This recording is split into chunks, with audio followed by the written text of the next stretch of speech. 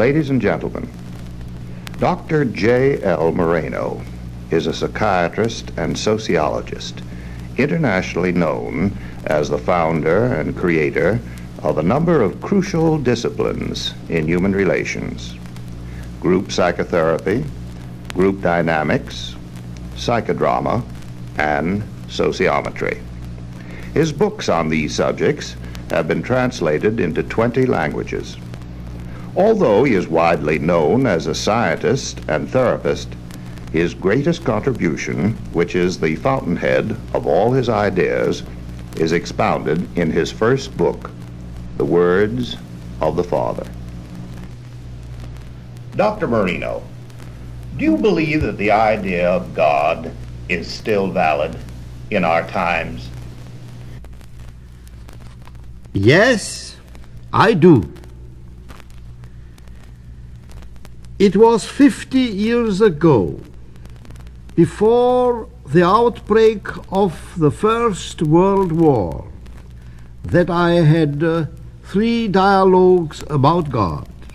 God the Creator, God the Lover, and God the Scientist. I sent out an invitation to an encounter with all men. Come to me and meet me, I said. Rejoice, I have good news for you. The riddle of our world is solved. As long as I remember, I had before me 2 alternatives. I asked myself, who is this me? A dream? A bit of nothing? Vanishing like a rainbow in the sky, never to return? Or is this me the most real thing there is, the creator of the world, the first and the final being, the all-inclusive thing? In other words, am I nothing, or am I God? The confrontation with these 2 alternatives was the dilemma which ran like a red line throughout my life. I suspect that every man is troubled by the same dilemma. Everyone has to find out for himself whether these alternatives are also meaningful to him. Everyone is involved in this dilemma, whether he admits it or not. We all suffer from doubt and fear that we are passing fancies without any consequence, and we are annoyed and angry because of it. I began to search for an answer, and when I did not find it, I began to dig deeper into my own mind, into my own universe. I began to try to find meaning in an existence which is meaningless in itself. If there is nothing else except a dream-like passing into nothing, at least we can protest against an unreasonable fate, an unpardonable sin, a mistake of the cosmos to have thrown us out here into the desert of this planet, perceiving, feeling, thinking, without any chance or hope to become something which really matters. My quest, therefore, was, am I, this perishable thing, a hopeless existence? Or am I at the center of all creation of the entire cosmos? I began to wonder whether I do not have, besides the responsibility for myself, for my own livelihood and for my own care, also a responsibility for all the people around me, my mother and father, my sister and brother, my friends, all the people in town, and then beyond it, a responsibility for everything which happens in the nations, in far-reaching continents, among all the people on earth, their wars and revolutions and miseries? Is that not my responsibility? Is not the whole universe my responsibility? Responsibility cannot stop anywhere, except in the all-inclusiveness of all things which exist, in all things which are created, in all things which stir and spread life. If there is responsibility, it must be for more than mere existence. It must be for a bigger role. How can I assume it unless I had a function in creating this universe, unless I am a partner in its creation? I must have been there in the beginning, billions of years ago, and I will be there billions of years hence. I created myself, therefore I exist. I began to think now about the gods which our forefathers have produced, the concepts they have evolved. I began to think, of course, living in the Western civilization, of the God of the Hebrews. Great Godhead,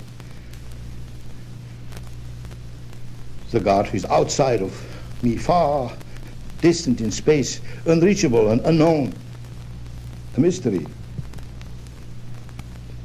It was a construction of the Godhead which was suitable for the time in which the old Hebrews lived.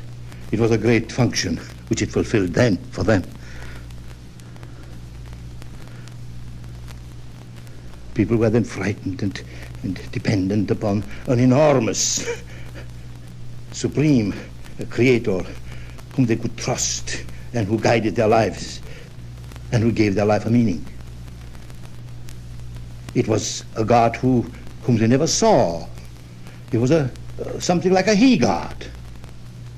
He, the God. A God who was outside of their world, but whom they felt that he is the greatest help in their lives.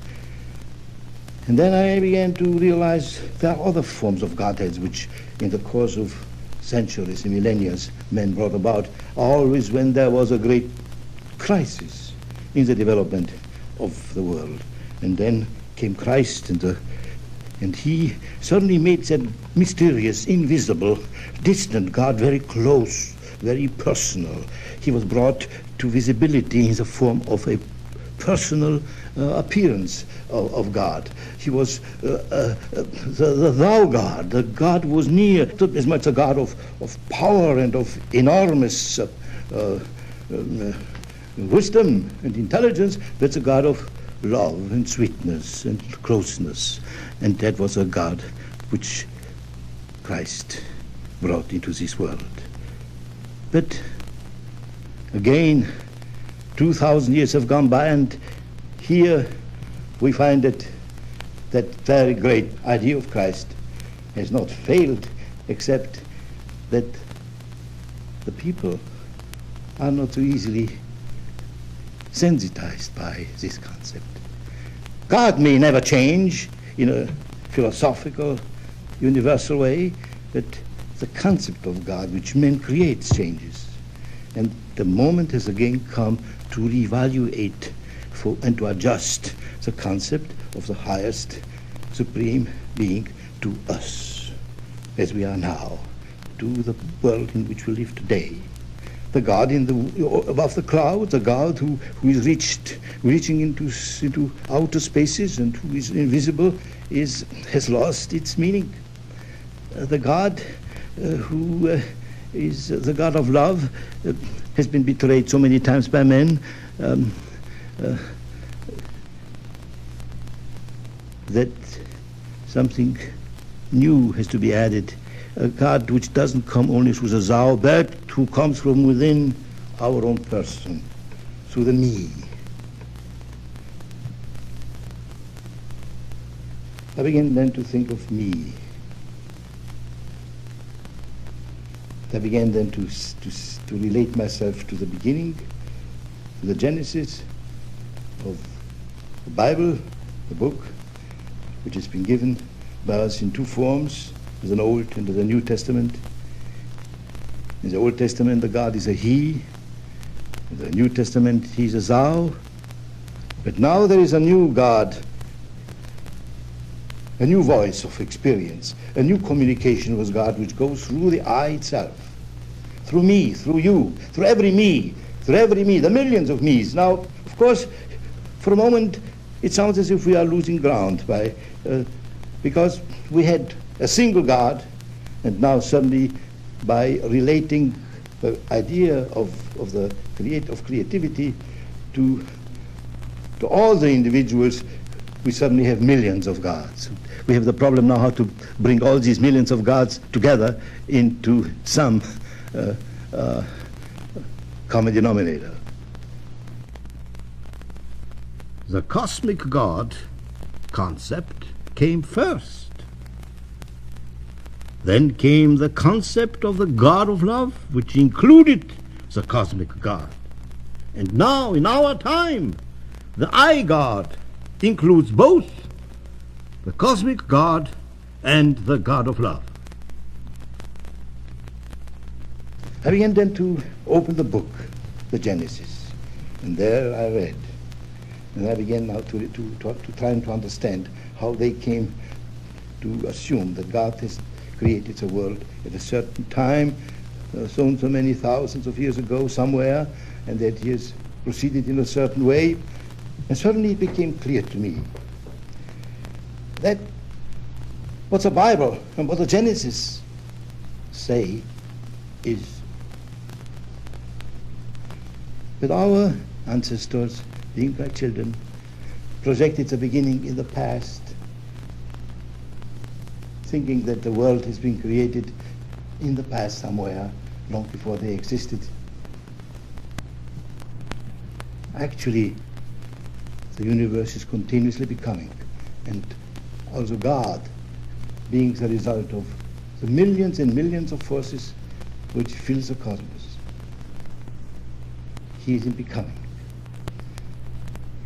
Me and you are the parts which are contributory forces, rivulets, to establish one day that moment when the words of the Genesis will become true. It is in those days of deep loss of faith in my fellow man that I suddenly felt reborn. I felt that I began then to hear voices, not in the sense of a mental patient, but in the sense of a person, beginning to feel that there is a voice which reaches all beings, and which he speaks to all beings in the same language, which is understood by all men, but one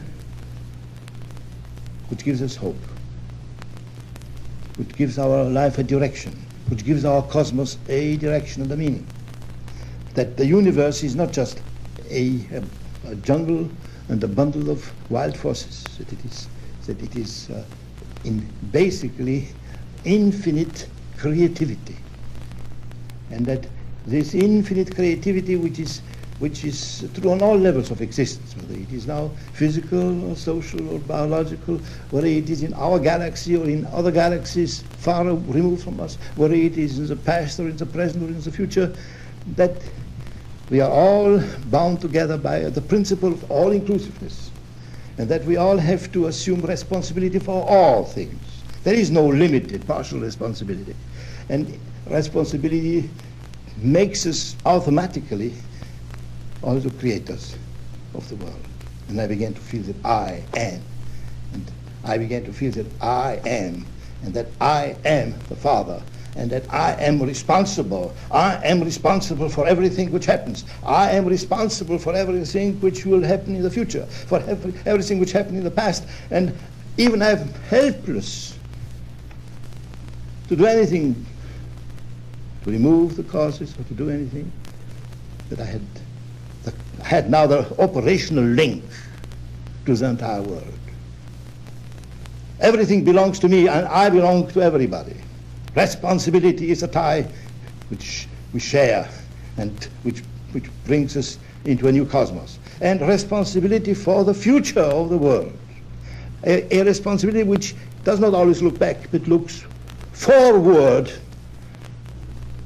And so I saw the cosmos as an enormous enterprise, billions of partners, invisible hands, arms stretched out, one to touch the other, all being responsible for what happens in this world, and all being able through responsibility to be gods. And it was in such a mood of utter inspiration that I rushed into the house in which I lived. It was a house in the midst of the woods of the Valley of May, a little town near Vienna. The only thing was that I heard the voice, the words going through my head. I didn't have any patience to sit down and write them down, and so I grabbed one red pencil after another, went into the top room of the house, near the tower, and began to write all the words which I heard and which were spoken by me loud upon the walls. I am the Father. I am the father of my son. I am the father of my mother and my father. That is what I heard. I heard I. I did not hear he or thou. I heard I. There is a deep meaning to this. He would have been wrong. It would have pushed responsibility upon the cosmic God.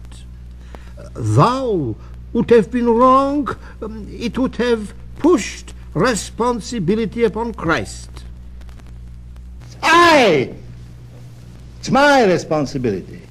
And I wrote and wrote and wrote until I felt exhausted that morning on the floor. For weeks and months, nobody knew about the words which I had written on that wall, and I never felt that they were my words. I had a feeling as if they passed through me, they passed through everybody, just as they are through me, maybe modifications here and there, but in principle, that voice and that experience I would like to share with all. And then these words were then collected, put into a manuscript form, and they were then published as Das Testament des Vaters, a German book. It was published anonymously because I would have had to write on the cover of the book the name of all the millions of people living. And all the millions of people have lived in the past. It was anonymous as a matter of principle because it was not my book or not my words, although I had formed them.